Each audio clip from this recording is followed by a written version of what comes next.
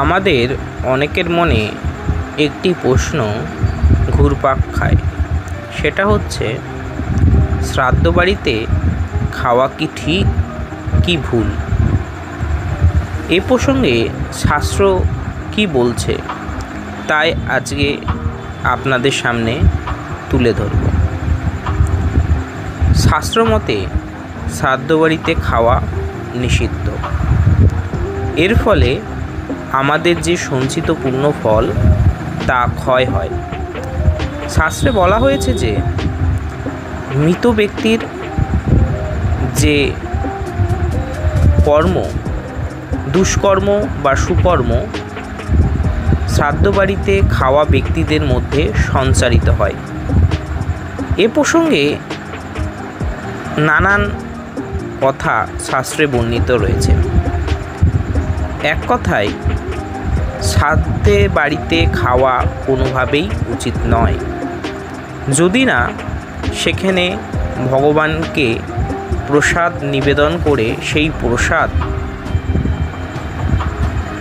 সকলের মধ্যে বিতরণ করা হয়, তাহলেই একমাত্র খাওয়া চলে। অর্থাৎ যদি ভগবানকে নিবেদন করে প্রসাদ যদি ভক্তদের বা শ্রাদ্ধবাড়ি আসা অতিথিদের নিবেদন করা হয় বা দেওয়া হয়, তাহলে সেই প্রসাদ একমাত্র গ্রহণ করা যায়, অন্য ক্ষেত্রে যায় না। কারণ শ্রাদ্ধ বাড়িতে যে খাদ্যগুলো তৈরি হয় তা প্রেতের মঙ্গল কামনার জন্য, যা প্রেতের খাদ্যবস্তুতে পরিণত হয়। তাই যেই শ্রাদ্ধ বাড়িতে ভগবানকে নিবেদন করা ভোগ অতিথিদের সৎকারে ব্যবহৃত হয়, সেই শ্রাদ্ধ বাড়িতেই একমাত্র খাওয়া চলে।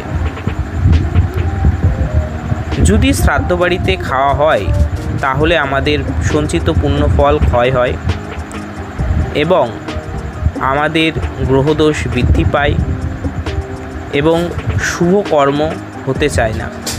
তাই শাস্ত্রকাররা বলেছে যে শ্রাদ্ধ বাড়িতে খাওয়া যাবে না। চতুর্থীর খাওয়া অর্থাৎ মেয়েরা যে 4 দিনে কাজ করে পিতামাতার, সেই খাবারও খাওয়া চলে না শাস্ত্র মতে।